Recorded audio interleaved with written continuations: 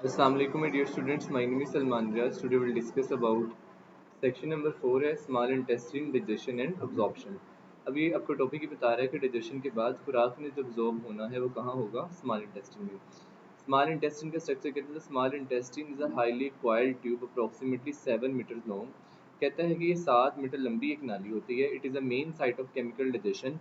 ये main site है, इसमें केमिकल डाइजेशन होगी और साथ साथ न्यूट्रिएंट्स की अब्जॉर्प्शन होगी in the human digestive system.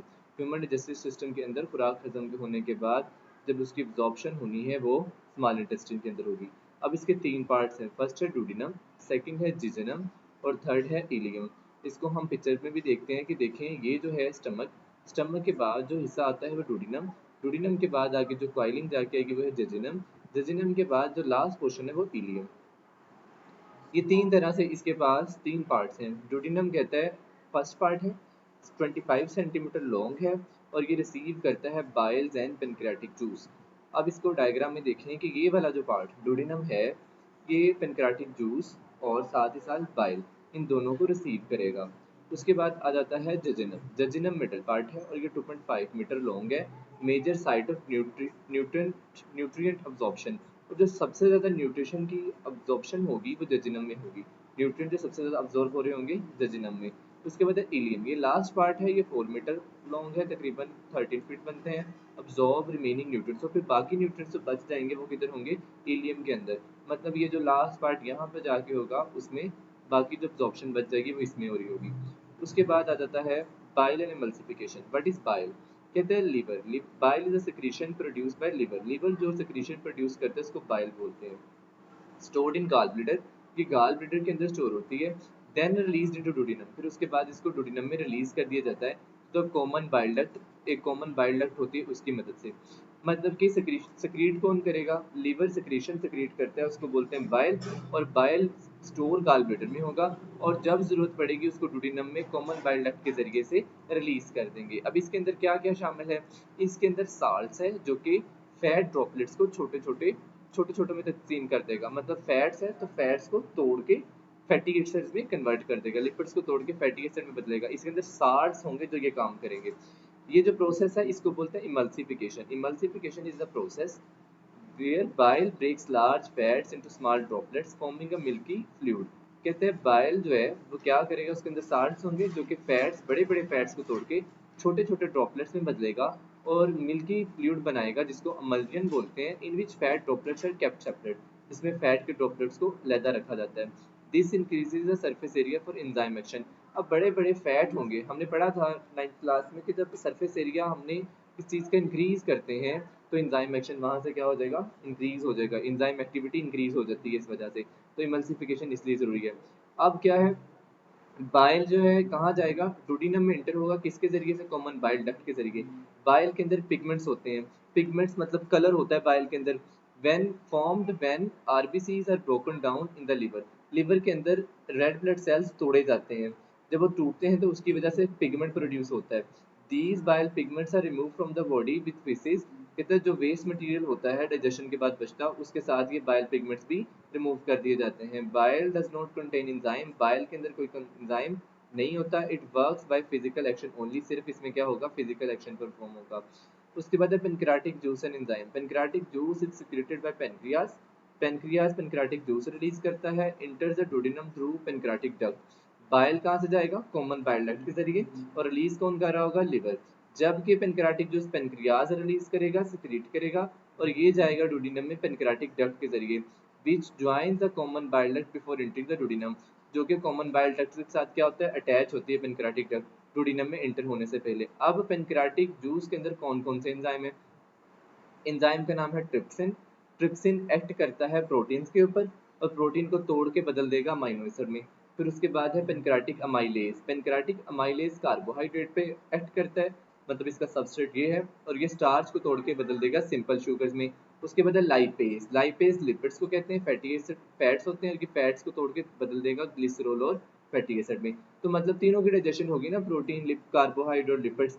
तो हमने कार्बोहाइड्रेट की डाइजेशन पढ़ी थी कि शुरू में भी होती है ओरल कैविटी में, जिसमें जो है पेटालिन जिसको बोला जाता है, सिलिब्री अमाइलेज जो है वो स्टार्च को कन्वर्ट करता है माल्टोस के अंदर। तो ओरल कैविटी में भी कार्बोहाइड्रेट की डाइजेशन होती है, साथ ही साथ पेनक्रियाटिक जूस भी करता है जो कि डुोडेनम के अंदर जाता है। उसके pancreatic juice also contain sodium bicarbonate.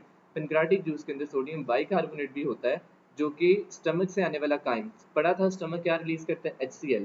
अब जो सोल्यूशन वहां से आ रहा होगा डुोडेनम के अंदर, उसकी वो एसिड सोल्यूशन है, एसिडिक सोल्यूशन है, काइम एसिडिक होता है। उसको न्यूट्रलाइज करने के लिए pancreatic juice sodium bicarbonate release करता है। अब सोडियम बाइकार्बोनेट एसिडिटी को कम करेगा। फिर उसके बाद कहते हैं glands in the wall of small intestine also secrete enzyme for complete digestion of all food types. उसके बाद स्टमक स्मॉल इंटेस्टाइन की कुछ वॉल्स के अंदर ग्लैंड्स होते हैं, वो ग्लैंड्स भी मुख्तलिफ तरह के एंजाइम सेक्रेट करते हैं जो कि तमाम तरह की फूड की डाइजेशन करवा देगा। अब जब मुकम्मल डाइजेशन हो गई, फिर उसके बाद खुराक क्या होगी, अब्जॉर्ब होगी। अब्जॉर्ब के लिए क्या है, विलाई। विलाई और सिंगुलर विलस बोला जाता है। Millions of tiny finger like projections on the highly folded inner walls of small intestine. Small intestine की अंदर वाली वॉल्स में बहुत ज़्यादा फोल्डिंग्स होती हैं जिसको क्या बोलते हैं, विलाई, फिंगर लाइक प्रोजेक्शंस होती हैं। They it greatly increase the surface area for absorption of digested food. जो खुराक हजम हो गई है उसकी अब्जॉर्प्शन को इंक्रीज करने के लिए सरफेस एरिया को बढ़ाती हैं विलाई। अब कहता होता क्या है, डाइजेशन के एंड प्रोडक्ट है amino acid, simple sugar, glycerol और फैटी। हमने देखा ना कि पेनक्रियाटिक जूस ये सारा कन्वर्ट करके ये हमारे पास एंड प्रोडक्ट्स हैं, amino acid, simple sugar, glycerol और फैटी एसिड्स। अब ये हमारे पास एंड प्रोडक्ट्स हैं। अब इनको क्या करना है, absorb. Food molecules absorb through the villous surface by diffusion. Diffusion के जरिए होगा या एक्टिव ट्रांसपोर्ट। डिफ्यूजन आपने 9th में पढ़ा था कि मॉलिक्यूल्स जहाँ ज़्यादा है उस तरफ जाएंगे जहाँ कम है।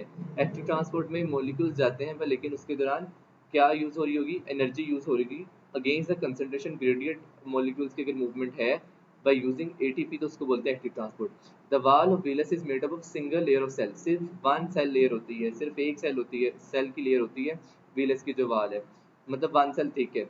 Inside each villus are blood capillaries. अब विलस के अंदर ब्लड कैपिलरीज हैं और लिम्फ वेसल है कॉल्ड द लैक्टियल। अब होता क्या है कि अमीनो एसिड में इंटर द ये अमीनो एसिड और सिंपल शुगर जाएंगे ब्लड कैपिलरीज ऑफ विलाई में। Capillaries join to form hepatic portal vein. Capillaries मिलकर बना देंगी hepatic portal vein. Carry to liver. Hepatic जो लफ्ज है ये ज़ाहिर करता है लीवर को। अब कहते हैं ब्लड कैपिलरीज के अंदर अमीनो एसिड और सिंपल शुगर जाएंगे, जाने के बाद कि फिर आगे चला जाए हेपाटिक पोर्टल वेन। कैपिलरीज मिलकर बनाएंगे हेपाटिक पोर्टल वेन और हेपाटिक पोर्टल वेन जो न्यूट्रिएंट्स है उसको ले जाएगा लीवर की तरफ। फिर लीवर जो है आगे वो ले जाएगा न्यूट्रिएंट्स को हार्ट की तरफ। फिर हार्ट जो है तमाम बॉडी पार्ट्स को प्रोवाइड कर देगा न्यूट्रिएंट्स। और दूसरी तरफ है fatty glycerols and fatty acid. अब ग्लिसरॉल फैट मैंने बताया कि यहाँ दो तरह की होती है ना, inside each Wallace blood capillaries भी होती है, दूसरी लिम्फ वेसल होती है जिसको लैक्टियल बोलते हैं। अब जो दूसरा एंड प्रोडक्ट है ग्लिसरॉल और फैटी एसिड, ये जाते हैं लैक्टियल्स के अंदर, लैक्टियल्स ऑफ विलाई, और ये मेन लिम्फ वेसल में जाएगा। फिर इसको ये एम्प्टी कर देगा ब्लड वेसल में नियर द हार्ट। फिर हार्ट जो है तमाम बॉडी को पहुंचा देगा। अब कहता है कि the hepatic portal vein is form by the joining of blood capillaries of villi. जो विलाई की ब्लड कैपिलरीज होती हैं उसके मिलने की वजह से बनती है hepatic portal vein. It carries amino acids and sugars to the liver. ये अमीनो एसिड शुगर को लिवर के पास ले जाके जाता है। फिर लिवर में hepatic vein carries his nutrients to the heart, और जो हेपाटिक वेन होगी वो कहाँ लेके जाएगी न्यूट्रिएंट्स को, हार्ट की तरफ। अब इन दोनों में फर्क है, हेपाटिक पोर्टल वेन हो रहा है और केली हेपाटिक वेन हो रहा है। हेपाटिक वेन लेके जाएगी हार्ट की तरफ जबकि हेपाटिक पोर्टल वेन लेके जाएगी लीवर की तरफ। कहता है इसमें जो न्यूट्रिएंट्स है वो हार्ट की तरफ जाएंगे और हार्ट जो है वो तमाम हिस्सों तक पहुंचा देगा। फिर उसके बाद आ जाता है अपेंडिक्स। अपेंडिक्स क्या है, कहता है appendix a small finger like structure at the blind end of the caecum part of large intestine. Large intestine का जो पार्ट है उसका जो ब्लाइंड पार्ट है उसको बोलते हैं अपेंडिक्स, छोटा सा होता है। It has no known essential function in humans. इंसानों में कहता है इसका कोई एसेंशियल फंक्शन अभी तक नहीं दरियाफ्त हुआ। ये कह लें कि बस फजूल में है ये ऑर्गन, अपेंडिक्स जो है। अब मेडिकल रिसर्च कहती है रिस्क, मेडिकल रिसर्च में ये infection appendix causing severe pain appendicitis बोला जाता है। अगर अपेंडिक्स में इन्फेक्शन हो जाए तो उस वजह से अपेंडिसाइटिस हो जाती है और इसको सर्जिकली रिमूव करना। If the infected appendix is not remove surgically, अगर इसको सर्जिकली रिमूव ना किया जाए तो फिर क्या होगा, इट कैन बर्स्ट, कि फट सकती है और इन्फेक्शन में सेपरेट अब्डोमन, और जो इन्फेक्शन है वो पेट में फैल सकता है। अ लाइफ थ्रेटनिंग इमरजेंसी, और ये लाइफ थ्रेटनिंग इमरजेंसी हो सकती है। अब ये सारा जो हमने पढ़ा अभी अभी हमने पढ़ा कि पेनक्रियाज पेनक्रेटिक जूस प्रोड्यूस करता है, लिवर बाइल प्रोड्यूस करता है, और ये बाइल कहाँ स्टोर हो जाएगा, गाल ब्लेडर में। और पेनक्रेटिक जूस कहाँ होगा, पेनक्रेटिक डक्ट के जरिए जाएगा डुोडेनम में। और गाल ब्लेडर में जो बाइल स्टोर हुआ है वो कॉमन बाइल डक्ट के जरिए जाएगा डुोडेनम में। कायम आ रहा है स्टमक जो कि एसिडिक होता है। एसिडिक होने की वजह से डुोडेनम के अंदर पेनक्राटिक जूस है। पेनक्राटिक जूस के अंदर सोडियम बाइकार्बोनेट है जो कि इस आने वाले एसिडिक सोल्यूशन को क्या करेगा, न्यूट्रलाइज करेगा। और बाइल के अंदर पिगमेंट्स होती हैं जो कि आरबीसीज के दौरान बनती हैं और वो फीसिस के साथ रिमूव कर दी जाती हैं। फिर उसके बाद जजिनम है, जजिनम में मेन अब्जॉर्प्शन हो रही होगी। और उसके बाद है जी इलियम जिसमें फाइनल अब्जॉर्प्शन होनी। फिर उसके बाद कहाँ चले जाएगा, लार्ज इंटेस्टाइन में। ये विलाई की बात है। विलाई में फिंगर लाइक प्रोजेक्शन है। ये सिर्फ अब बनाई गई है डायग्राम इस तरह से, बट ये होती इस तरह से नहीं है, वो होती तो मेनली ये इस तरह से है। ठीक है, होती ये इस तरह से है, बट बनाया इसको इस तरह से गया है कि आप इसको समझ सके मेन कॉन्सेप्ट क्या है। दो तरह की इसके अंदर ब्लड वेसल है, कैपलरी है और लेक्टियल है। कैपलरी जो है ये villi one cell layer thick होती है। कैपलरीज में कौन सी चीजें जाएंगी, माइनो एसिड और शुगर जाएंगे। फिर कैपलरीज मिलकर बना देंगे hepatic portal when. Hepatic portal when उसको लीवर के पास लेके जाएगा। फिर लीवर जो है आगे उससे हेपाटिक वेन होगी जो उसको हार्ट तक लेके जाएगा और हार्ट आगे तमाम बॉडी को पहुंचा देगा। और जो लैक्टियल है, लैक्टियल में दो तरह के जाएंगे, ग्लिसरॉल और फैटी एसिड। ग्लिसरॉल और फैटी एसिड जो है ये मेन लिम्फ वेसल में जाएंगे और मेन लिम्फ वेसल जो हार्ट के करीब जाके एम्प्टी हो जाएगी ब्लड के अंदर और हार्ट फिर आगे उसको पूरी बॉडी को प्रोवाइड कर देगा। ये हमने जो है आपके लिए बताया हुआ है कि ये फिंगर लाइक प्रोजेक्शन, ये मेन चीज़ें हैं जो आप पढ़ सकते हैं। अब न्यूट्रिशन पाथवे होता किस तरह, ये सारा डाइजेशन स्मॉल इंटेस्टाइन में कंप्लीट होने के बाद टूट जाएगी amino acid, simple sugar, glycerol, fatty acid में। ये चले जाएंगे ब्लड कैपिलरीज ऑफ विलाई में। Glycerol fatty acid lacteal lymph vessel में चले जाएंगे। ब्लड कैपिलरीज मिलके हेपाटिक पोर्टल वेन बना देंगे जो कि लीवर की प्रोसेसिंग में है। फिर लेक्टियल जो मेन लिम्फ वेसल है वो एम्प्टी ब्लड में हो जाएगी हार्ट के करीब जाके, और हेपाटिक पोर्टल वेन न्यूट्रिएंट्स को लीवर से लेके जाएगी हार्ट की तरफ, हार्ट पूरी बॉडी में डिस्ट्रीब्यूट कर देगा। जी क्विक क्विज करवाएंगी। How long is the small intestine, कितने मीटर लॉन्ग है, 7 मीटर अबाउट ये लॉन्ग है small intestine. Which organ produce bile, कौन बाइल प्रोड्यूस करता है, लिवर प्रोड्यूस बाइल। और स्टोर कहाँ होगा, गाल ब्लेडर में। प्रोड्यूस बाइल लिवर करेगा और स्टोर कहाँ होगा, गाल ब्लेडर में। फिर उसके बाद इमल्सिफिकेशन क्या है, इमल्सिफिकेशन का मतलब है बड़े बड़े फैट्स के मॉलिक्यूल्स को तोड़ देना छोटे छोटे ड्रॉपलेट्स में, और इसमें बाइल्स साल्ट्स होते हैं इसको तोड़ने के जो काम आते हैं।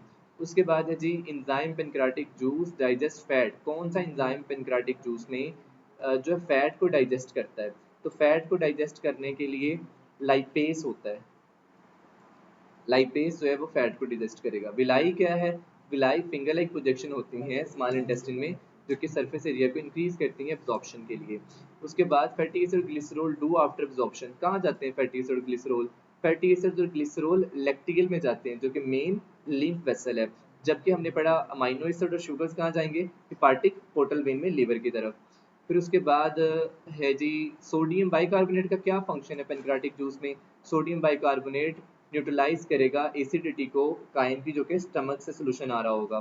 फिर उसके बाद जी ये 7 पीस थे। I hope so you have the clear understanding of this topic. If you have any question, feel free to make comment in the comment section below. Inshallah, I'll be there to answer question with you in the next video.